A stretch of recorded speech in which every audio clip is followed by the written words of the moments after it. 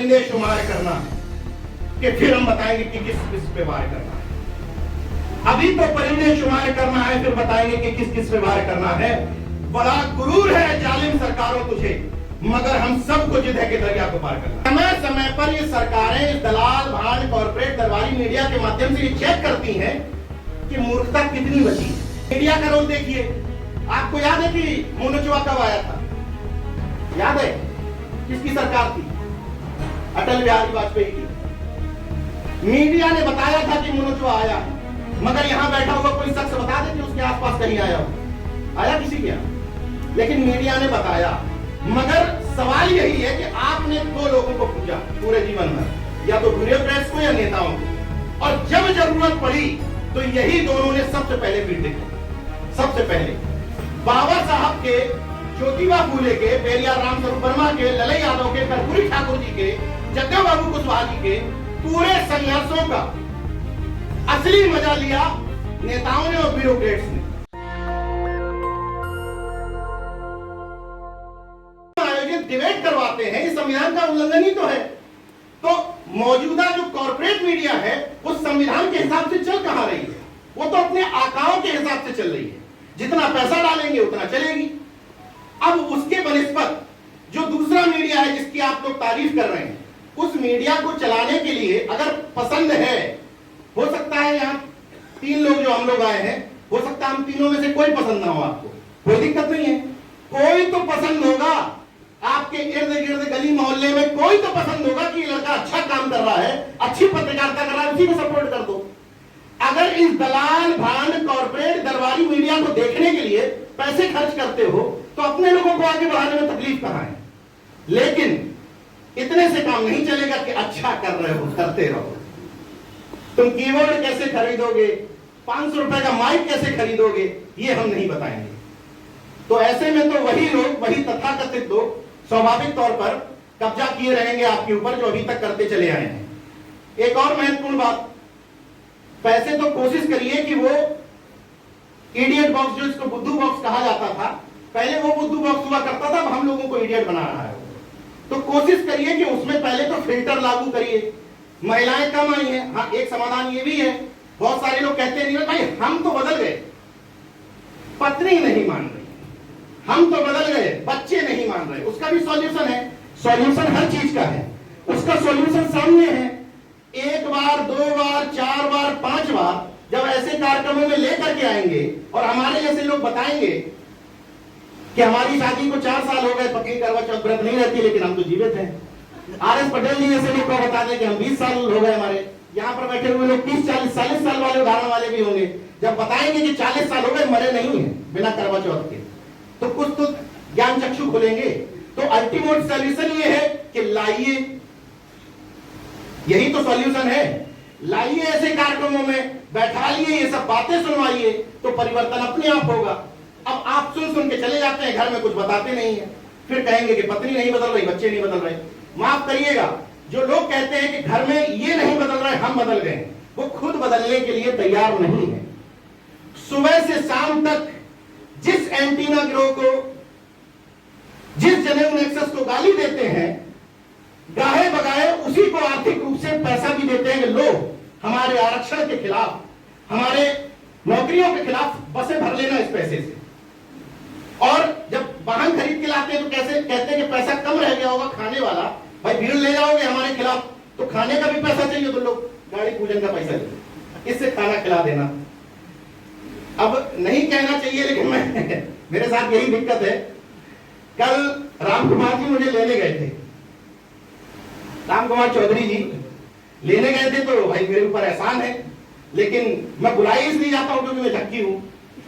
तो उनकी गाड़ी में रखे हुए थे, जिन्होंने निगल लिया था उसको, सूर्य को निगल लिया। तो अब सवाल यह है कि गाड़ी का इंश्योरेंस उनकी है या नहीं है, और अगर गाड़ी का इंश्योरेंस है तो वो क्यों है, और वो है तो इंश्योरेंस क्यों है? भाई अगर जो पूजन करने वाला 501 रुपए में कम से कम 4 घंटे की गारंटी तो ले कि भैया 501 रुपए दोगे तो 4 घंटे तुम्हारी गाड़ी ठुकेगी तो हम इंश्योरेंस देंगे, और अगर 4 घंटे का भी इंश्योरेंस नहीं है तो काहे के लिए पूजन करवा रहे हो? या तो वो रख करने से इंश्योरेंस का पैसा बच जाए तुम्हारा 20,000 रुपए, 25,000 रुपए, और नहीं बच रहा है तो फिर इंश्योरेंस ही करवा लो, वो बाहर रख दो। भाई हमारी गाड़ी को तो 3 साल हो गए, ऐसे मंचों पर ठोकते हैं, आज तक तो कहीं नहीं ठोके, सुरक्षित पहुंच जाते हैं। और आज भी तुम्हारे किसी देवी देवता में हिम्मत हो तो मुझे लखनऊ जाने रोक ले, पहुंच जाऊंगा, वहां से फोन करूंगा, फिर बताऊंगा कि पहुंच गया हूं। मजबूत इच्छा शक्ति चाहिए, और जिस दिन आपके अंदर मजबूत इच्छा शक्ति आ गई, आपसे खतरनाक कोई नहीं है, ना बोलने वाला ना करने वाला। केवल पहले अपने अंदर का भय बाहर निकालिए। और एक और अनुरोध करता हूं कि अगर आप उस बात से परेशान नहीं हैं तो मुझे कोई आपत्ति नहीं है, लेकिन उस बात से परेशान भी हैं, उसको कोसते भी हैं, ये भी बताते हैं कि उसने हमें नीचा दिखाया, हमें नीचे बनाया, और उसी को जाके पैसा भी पहुंचाते हैं। तो कम से कम जिस बात से परेशान हो उनका आर्थिक ढांचा तो तोड़ दो, अर्थ देना तो बंद कर दो, फिर बाद में देख लेंगे भाई वो मिट्टी के माधव पूजने हैं कि नहीं पूजने, वो बात की बात है। पहले कम से कम बिचौलिया तो हटा दो बीच से। अभी मतलब लास्ट इंजेक्शन तो बाद में दिया जाएगा, पहले तो बिचौलिया ही हटा लीजिए। पत्रकारिता को जब पढ़ रहा था तो अच्छी बात यह है कि हमारे समय में दिलीप मंडल जी जैसे लोग भी थे पढ़ाने वाले, तो उन्होंने एक लाइन समझाई कि मुझे तो आज तक याद है, बाकी मेरे बैच में या अन्य पत्रकार साथियों में कितनों को याद है, यहां वालों को तो याद है, कंफर्म है इसीलिए मंच पे है, कि सरकार जो बात छुपाना चाहे वो खबर है। दलाल मीडिया कहती है कि सरकार जो बताना चाहे वही खबर है। सरकार जिस बात का प्रचार प्रसार करवाना चाहती है हमसे कि ये प्रेस रिलीज लो, हमने ऐसा किया है, वो खबर कब से होने लगी? वो तो विज्ञापन है, प्रचार है, और हम लोग वही ढूंढने की कोशिश करते हैं जो तुम छुपाना चाहते हो। मेरी नजरों में वही खबर है। तो अगर हम एक सिस्टम शुरू करते हैं, जैसे इस मंच से तमाम सारे प्रतिमान टूटे हैं, याद करिए अपनी परिकल्पनाओं में कि बहुजन समाज ने कभी कोई कार्यक्रम आयोजित किया हो, उसका मुख्य अतिथि कोई पत्रकार हो, कोई वकील हो, कोई लेखक हो, कोई प्रोफेसर हो, चुनिंदा कार्यक्रम आपको मिलेंगे। मैं सामने वाले पर सवाल उठाने से ज्यादा इस बात पर डिपेंड करता हूं कि हम क्या कर रहे हैं। खुद से सवाल करें कि हम कितने पत्रकारों को, कितने वकीलों को, कितने लेखकों को प्रोत्साहन दे रहे हैं। जब वक्त जरूरत आती है, अनिल किशोर सर जैसे कितने लोग हैं जो मौजूदा नौकरी में रहते हुए मंच पर आके बैठ जाएं। इसलिए अगर ब्यूरोक्रेट्स को ठोकूंगा तो ये उसमें अपवाद है ये उसमें शामिल नहीं है। मगर सवाल यही है कि आपने 2 लोगों को पूजा पूरे जीवन भर, या तो ब्यूरोक्रेट्स को या नेताओं को, और जब जरूरत पड़ी तो यही दोनों ने सबसे पहले पीठ दिखाई। सबसे पहले बाबा साहब के, ज्योतिबा फूले के, पेरियार रामस्वरूप वर्मा के, ललई यादव के, कर्पूरी ठाकुर जी के, जग्गा बाबू कुशवाहा जी के पूरे संघर्षों का असली मजा लिया नेताओं ने और ब्यूरोक्रेट्स ने, असली मजा। और सबसे ज्यादा समाज को धोखा दिया इन्हीं दोनों लोगों ने। लेकिन समाज ने सबसे ज्यादा मंचों पर बैठाला इन्हीं लोगों को, 10 किलोमीटर 15 किलोमीटर दूर से रिसीव करवाया इन्हीं लोगों को। आज आप लोगों ने परंपरा और परिपाटी बदली है, तो ऐसे लोगों को बुलाना शुरू किया है। वीरेंद्र जी के इस कार्यक्रम की केवल ताली बजा करके सराहना करने से नहीं होगा। अगर ये मॉडल ठीक लग रहा है तो इस मॉडल को एडॉप्ट भी करना होगा। देखिए हम लोग कितनी छोटी छोटी मानसिकताओं में फंसे रहते हैं कि जिस व्यक्ति को इस मंच से नाम लेकर संबोधित कर दिया गया, जिस व्यक्ति को पूछ लिया भैया बोलेंगे 2 मिनट, उस व्यक्ति की नजर में कार्यक्रम अच्छा है, और जिसको आप रिकॉग्नाइज नहीं कर पाए पीछे बैठ के चला गया। अरे सब वही थे, आपस में ग्रुप बनाए, उन्हें ये सब कार्यक्रम किया और खत्म हो गया। इन छोटी छोटी मेंटलिटीज से बाहर निकलना पड़ेगा। इससे आगे बढ़ते हुए एक और बात कहता हूं, हो सकता है कि अपने ही ऑफिस में, अपने ही किसी नाते रिश्तेदार से, पट्टीदार से आपका झगड़ा हो, खेत खलियान का, नाली पट्टी का, प्रमोशन का, उससे खूब लड़ लो, उसके घर ना जाओ, खाना ना खाओ, उसके साथ खूब लड़ाई लड़ते रहो। मगर जब वही शख्स प्रमोशन में रिजर्वेशन की लड़ाई लड़ रहा हो, जातिवाद जनगणना की लड़ाई लड़ रहा हो, तो उसके कार्यक्रम में जाके शामिल हो जाओ। अपने मिशन को व्यक्तिगत मत बनाओ। कान से सुन लो कि ये व्यक्ति मेरी बुराई कर रहा है, मगर अगर वो मिशन के लिए लड़ रहा है तो उसके प्रति समर्पित हो जाओ। ये वक्त की जरूरत है। अगर जिन लोगों को आप गाली देते हैं जिनको मनुवादी कहते हैं, जिनको ब्राह्मणवादी कहते हैं, जिनको संघी मानसिकता का कहते हैं, उनसे अगर इतना भी नहीं सीख पाए तो संवैधानिक ढांचे को बचा नहीं पाएंगे। मैं देखिए बहुत आसान्वित आदमी हूं, बहुत पॉजिटिव रहता हूं, यहां जो दिख रहा है ये सब पॉजिटिविटी ही है। इसलिए मैं कह रहा हूं कि मैं उन लोगों में नहीं हूं जो बोल दो सब कुछ खत्म हो गया, सब कुछ बर्बाद हो गया, कुछ नहीं रह गया, ऐसा कुछ नहीं है। सब कुछ अभी हमारे हाथ में है, बशर्ते हम अपनी ताकत को पहचाने। इन मंची कार्यक्रमों के भरोसे रहने की बजाय खुद से यहां बैठा हुआ हर शख्स सवाल करे कि हम 365 दिन में कितने दिन बाबा साहब और ज्योतिबा फूले के मिशन का काम कर रहे हैं। कार्यक्रमों से क्या होता है, अंबेडकर जयंती जितनी ज्यादा तादाद में मनने लगी है, उतना ज्यादा लोग पाखंड में डूब रहे हैं। उल्टा सिस्टम है। एक बात के लिए और धन्यवाद दे रहा हूं आपको।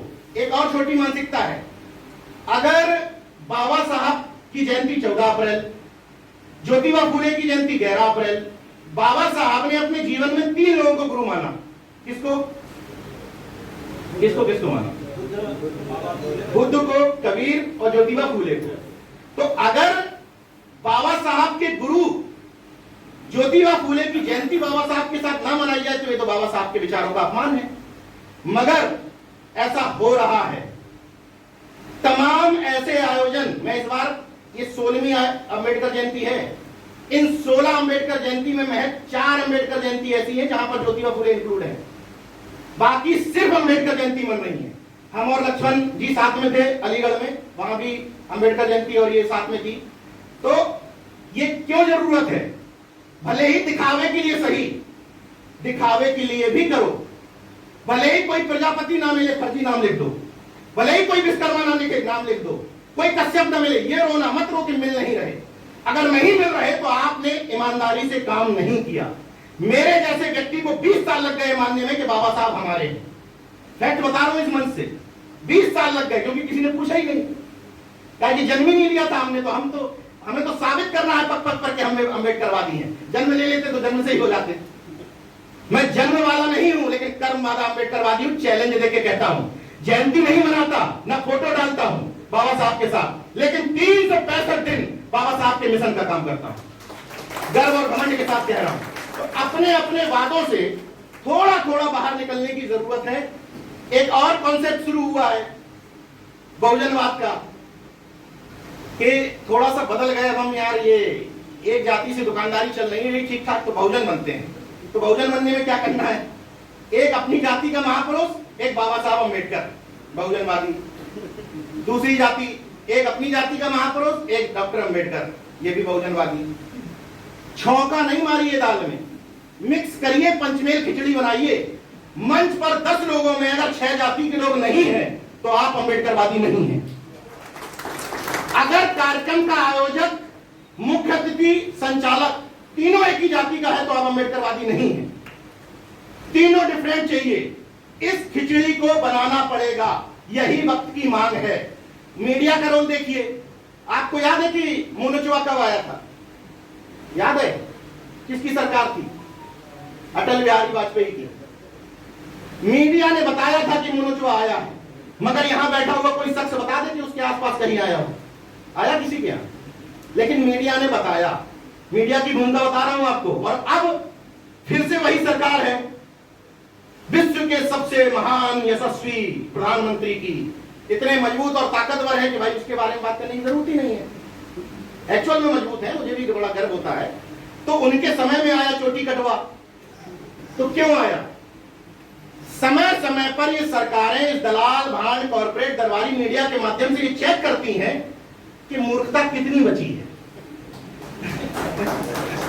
और जब वो समझ लेते हैं कि चोटी मोनोचुआ के समय में भी मूर्ख थे और चोटी कटवा के समय में भी मूर्ख है, तो इनको मंदिर पकड़ाओ, घंटा पकड़ाओ, काहे को स्कूल देना है? भाई इनका एजेंडे में ही स्कूल नहीं है, इनके एजेंडे में ही लेटरल एंट्री नहीं है, निजीकरण नहीं है, भागीदारी नहीं है, हिस्सेदारी नहीं है। तो इनको तो जो चाहिए वो पकड़ाओ, मूर्ख अभी भी है। ये है इस मीडिया की भूमिका। इसलिए महिलाओं से भी निवेदन है जो गिनी चुनी आई है कि अपने घरों में डायन, चुड़ैल, नागिन, ये सीरियल आते हैं ना, इनको नहीं देखना है। ये सीरियल इसलिए शुरू किए गए हैं समय के साथ में क्योंकि लोगों को ये समझ में आ गया था कि रामायण और महाभारत अब नहीं देखना है, इस बात की चर्चा चली, तो उन्होंने कहा कि नया कॉन्सेप्ट लाओ, बाल हनुमान। कम से कम कार्टून के रूप में तो देखोगे, लेकिन देखो वही बाल कृष्णा, मतलब देखो वही जो हम दिखाना चाहते हैं, भाई कार्टून की शक्ल में देखो। तो अब महिलाओं को कैसे अंधविश्वास में डाला जाए? तो नागिन आ गया सीरियल, चुड़ैल आ गया, यही सब सीरियल के नाम है, डायन आ गया। तो जब तक इस इडियट बनाने वाले बॉक्स को, जो इडियट बॉक्स था आज हमें इडियट बना रहा है, उस पर लगाम न लगा करके आप वास्तविक मीडिया को नहीं देखेंगे, जो आपके मुद्दों की बात कर रहा है, जन सरोकारों की बात कर रहा है, सरकार से मोर्चा ले रहा है, आंख में आंख मिलाकर के बात कर रहा है, तब तक स्थितियों में कोई परिवर्तन विशेष होने वाला नहीं है। अब एक अंतिम निवेदन करने के बाद बात खत्म करूंगा, ज्यादा बोलने की आदत नहीं है। एक और समस्या है कि जयंतियां तो खूब मन रही हैं, तो जयंतियां मनते मनते आगे मंदिर भी खूब बन जाएंगे, बनेंगे। तथागत को अवतार बनाया, अभी बाबा साहब को भी अवतार बनाया जाएगा, क्योंकि हमारे लक्षण ऐसे हैं। हम लोग मन से कहते हैं कि बाबा साहब की एनिमेशन ऑफ कास्ट पढ़ना है, मन से, मगर बाबा साहब यहीं बैठे हुए लोगों में बाबा साहब को अगरबत्ती दिखाने वाले लोग भी होंगे, बाबा साहब के सामने हाथ जोड़ करके ऐसे फोटो खिंचाने वाले लोग भी होंगे, यहीं बैठे लोगों में तथागत बुद्ध के सामने खीर रखने वाले लोग होंगे। तो तुम्हें सिस्टम क्या बदला है? उस तरफ का, ये तो नव ब्राह्मणवाद है, उस तरफ का पाखंड अपने तरफ ले आए और बोले हम तो अम्बेडकरवादी हो गए। बाबा साहब को पढ़ने का, समझने का मतलब, देखिए जानने और मानने में फर्क है। आप लोग बाबा साहब को, बुद्ध को, अपने महापुरुषों को मान रहे हैं, जान नहीं रहे हैं। और मैं जानने वाला व्यक्ति हूं, ना मैं बाबा साहब में आस्था रखता हूं, ना तथागत बुद्ध में रखता हूं, ना रामस्वरूप वर्मा में रखता हूं, ना जगदेव बाबू कुशवाहा में, ना पेरिया लल्लू यादव। मैं इनमें से किसी में भी आस्था नहीं रखता, अपने माता पिता में भी आस्था नहीं रखता। मैं उन सबका अनुयायी हूं, भक्त नहीं हूं, क्योंकि मैंने उनके विचारों को समझा है, उनको पूजा नहीं है। तो हम आप भी जितने जल्दी अपने महापुरुषों को समझ करके इंटरकास्ट मैरिजेज को बढ़ावा देंगे, जितने जल्दी एक्चुअल बहुवर्णवाद को लाने के लिए मंचों पर विविधता लाएंगे, स्पीकर्स में विविधता लाएंगे, अपने कार्यक्रमों में केवल, देखिए असली बहुजन कॉन्सेप्ट क्या है कि जब आप खुद से एनालिसिस करिए कि हम बात से बाहर निकले कि नहीं। जब आप घर में छोटा आयोजन करते हैं, जिसमें आप कहते हैं हमने सिर्फ फैमिली के लोगों को बुलाया है, उन 10 लोगों में अगर आप 5 जाति के लोग बुला पा रहे हैं, तब तो आप बात से बाहर निकले। 100 लोगों में बुला लिए तो कोई बड़ी बात नहीं है, वो तो इसलिए कि माहौल बना रहेगा, देखो सब लोग हमारे यहाँ हैं। जब 10 चुनिंदा लोगों में अपना परिवार तय करोगे कि उन 10 चुनिंदा लोगों में भी अलग अलग जाति समुदाय के लोग होंगे, तब बहुजन कॉन्सेप्ट घरों में लागू हो पाएगा। वरना हम लोग बाहर से आएंगे, बहेलिया आएगा, जाल बिछाएगा, हमको फंसाएगा, लेकिन हम फंसेंगे नहीं। 2014 के पहले भी कहा गया, 2019 में भी रटा गया, लेकिन बहेलिया आता है, जाल बिछाता है, हमको फंसाता है, और हम संघर्षों के आदी है, हम अम्बेडकरवादी। मीडिया लिटरेसी यानी कि मीडिया साक्षरता हम लोगों में बेहद कम है। सबसे पहले सेमिनार इस बात के लिए आयोजित होने चाहिए कि मीडिया को समझें, है कौन सा हमारा मीडिया, उसमें से क्या देखना है क्या नहीं देखना है। प्लस एक यहां बैठे हुए तमाम सारे लोगों से निवेदन, जो लोग कहते हैं कि हम सरकारी नौकरी में, आप सुबह उठ करके अपनी फेसबुक पर लिखते हैं कि जातिवाद जनगणना चाहिए, तो क्या कर्मचारी आचरण सेवा नियमावली के खिलाफ है खिलाफ कि जातिवाद जनगणना होना चाहिए? खिलाफ है? खिलाफ नहीं है, नहीं है ना। अगर आप सुबह उठ करके लिखते हैं अपने फेसबुक पर कि सावित्रीबाई फुले ज्ञान की देवी थी, तो ये खिलाफ है क्या? ये भी खिलाफ नहीं है। खिलाफ तब है जब तुलना कर दोगे उससे, सरस्वती से, तब खिलाफ है। तो हमें इस बात का ध्यान रखना है, यहां बैठा हुआ हर शख्स मुद्दे को आगे बढ़ा सकता है, बशर्ते बहाना मत बनाइए। अपने को यह सीमित करिए कि हम क्या लिख सकते हैं, क्या नहीं लिख सकते हैं। विथ रेफरेंस लिखना है, रेफरेंस के साथ कहना है। मैं जो बोलता हूं, नवीन जी जो बोलते हैं, सुमित जी जो बोलते हैं, लक्ष्मण भाई, हम लोगों की नकल मत करो। हम लोगों को तमाम चर्चित हो गए, 2-4 आ जाएंगे बचाने, 2-4 से ज्यादा नहीं आएंगे, हो सकता है वो भी ना है, खैर उम्मीद है 2-4 आ जाएंगे, मगर हम लोगों के पास थोड़ा थोड़ा सपोर्ट सिस्टम है। प्लस लगातार बोलते बोलते ये डर हो गया है कि इनको छेड़ेंगे तो एक माहौल बन सकता है। इसलिए हम लोगों की बोलने में नकल कतई मत करिए। सबको अपना अपना ध्यान रखते हुए लेकिन ये नहीं कि डर जाइए, डरना नहीं है, लिखना मुद्दा ही है। अगर फेसबुक पर लिखोगे SC ST का प्रमोशन में रजिस्ट्रेशन वापस लाओ, किस धारा के तहत अपराध है? तो अनुरोध सिर्फ इतना है कि सार्वजनिक तौर पर धर्म के बारे में लिखने से बचिए, निश्चित तौर पे, क्योंकि इनके हम सबके खिलाफ कुछ होगा तो पता चल जाएगा, आप लोगों को चर्चित हो गए थोड़े थोड़े ऐसे ज्ञान देते देते। लेकिन हम लोगों के चक्कर में तमाम वो लड़के जिन 10-11 लड़कों के खिलाफ गांव में हो रही है FIR, उनको कौन बचाने जाएगा? उनको भी बचाना है। जोश का मतलब होश खोना नहीं होता है, उनको ये बताना है, आप सब लोगों को जागरूक करना है कि क्या लिखना है क्या नहीं लिखना है, मतलब अपनी पिच पर खेलना है। मीडिया में एक शब्द होता है एजेंडा सेटिंग, उसका मतलब ये होता है कि मीडिया ये तय नहीं करता कि तुमको पक्ष में बोलना है या विपक्ष में बोलना है, लेकिन ये एजेंडा सेट करता है कि बोलना इसी पर है। वो बता देता है कि तुमको ज्ञान वापी पे बोलना है, वो बता देता है कि हिंदू मुस्लिम पे बोलना है, भारत पाकिस्तान पे बोलना है। और हम क्या करते हैं कि डिबेट में फंसने के चक्कर में उसी के पक्ष विपक्ष में बोलते हैं। हम लोगों को अपना मुद्दा खुद बनाना है। कोई अगर हमसे राम मंदिर पर चर्चा करे तो पक्ष विपक्ष में चर्चा ही मत करिए, ये मेरे निजी विचार है, लोग असहमत भी हो सकते हैं। जैसे ही वो राम मंदिर कहे कहो यार जातिवाद जनगणना कब करवाओ, जैसे ही वो शिवलिंग की बात करे तो कह दो यार ये लेटरल एंट्री ले आए, हमारे कितने यार लोगों का नुकसान करके तुम लोग ज्वाइंट सेक्रेटरी बना दे रहे हो। उनके मुद्दे पर अपना मुद्दा ठोक दो, वहीं पर खुश हो जाएंगे।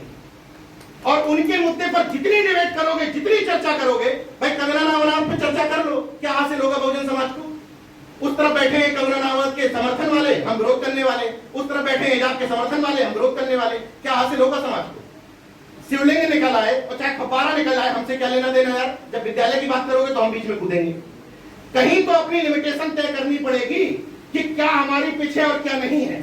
उनकी पिच पर खेलोगे, फुल टॉस छक्का मारेंगे, बाहर जाएगी बाउंड्री के पिच। और यही हमारे तथाकथित नेता कर रहे हैं बहुजनवादी, और वही तमाम सारे मीडिया घरानों में बैठे हुए लोग भी कर रहे हैं कि उनकी पिच पर खेलने की कोशिश कर रहे हैं, उनकी मुद्दों पे चर्चा करवा रहे हैं। जब हम ट्रेन बस में सड़क पे पान की दुकान पे खड़े हों तो सिर्फ और सिर्फ अपने मुद्दों की चर्चा करें, उनके मुद्दों की नहीं।